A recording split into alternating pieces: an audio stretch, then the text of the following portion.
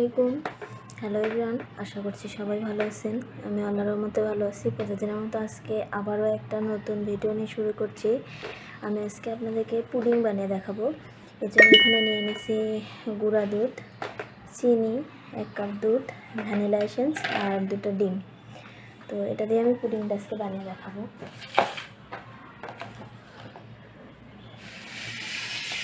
তো একটা আমি বাটি নিয়ে নিয়েছি। এই বাটিতে এখন ডিম চিনিটাকে ভালো করে গলিয়ে নেব।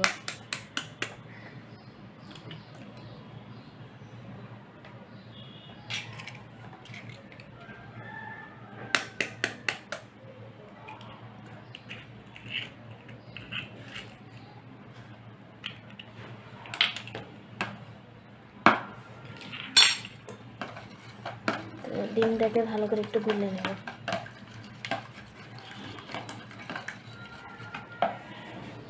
এরপর এর মধ্যে দিয়ে দিব চিনি।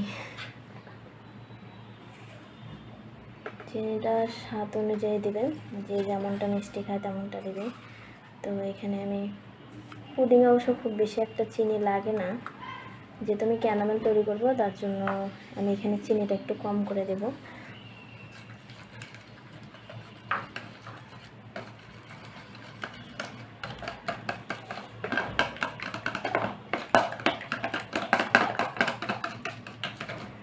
তো এখন এর মধ্যে গুঁড়া দুধ দিয়ে দেব।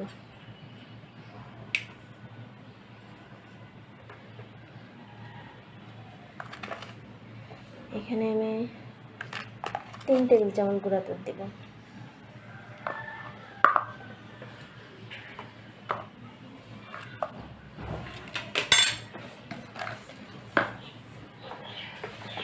এখন এই ডিম চিনি দুধটাকে ভালো করে মিশিয়ে নেব।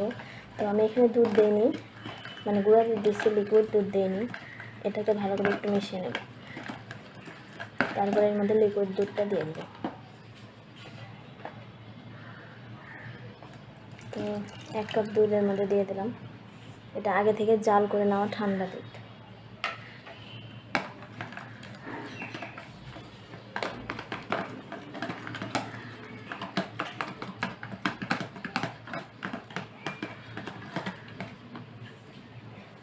আর ডিমের যেন একটা কাঁচা গন্ধ না আসে, এই জন্য আপনারা এখানে চাইলে এলাচের বিচি গুঁড়া করে দিতে পারেন। তো আমি এখানে ভ্যানিলা এসেন্স দিয়ে দিলাম, সামান্য পরিমাণে একটু ভ্যানিলা এসেন্স, তাহলে ডিমের কাঁচা গন্ধ তো থাকবে না।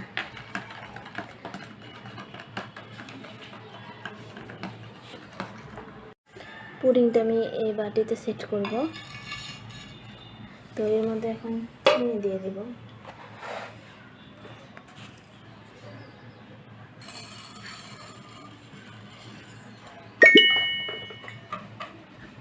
আমি এখন ক্যারামেলটা তৈরি করে নেব।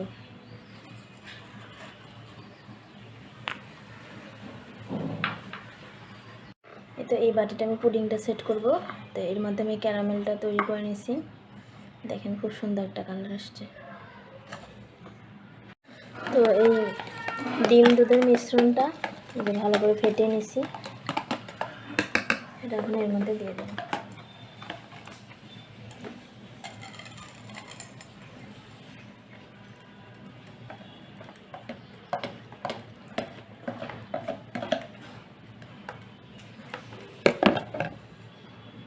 এটাকে এখন ঢাকনা দিয়ে ঢেকে দেব, দিয়ে এটাকে এখন চুলায় বসিয়ে দেব। আমি এই কড়াইয়ের মধ্যে পুডিংটা সেট করব, এই জন্য এর মধ্যে দিয়ে দিচ্ছি পানি, দিয়ে একটা ভেজা কাপড়ের মধ্যে দিছি, আর দিয়ে বাটিটার মধ্যে বসাই দিছি। এটাকে এখন ঢাকনা দিয়ে ঢেকে চুলায় বসাই দেব। তো এটাকে চুলায় বসাই দিছি, এখন 30 মিনিট পরে ঢাকনা খুলে দেখব। এই তো 30 মিনিট পর আমি পুডিংটাকে চুলা থেকে নামিয়ে নিয়েছি। দেখেন আমার পুডিংটা খুব সুন্দর বসছে। এখন এটাকে আমি একটা প্লেটের মধ্যে ঢেলে নিব।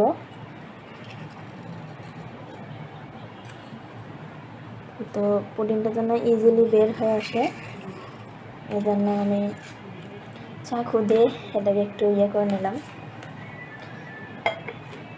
এখন এই প্লেটটার মধ্যে আমি ঢেলে নেব, এই জন্য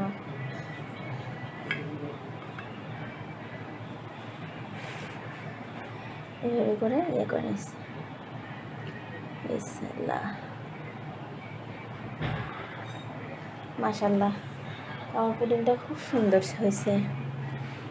শুধু আমার ক্যারামেলের কালারটা একটু ডিপ আসছে, কিন্তু পুডিংটা মাশাআল্লাহ ভালোই হয়েছে।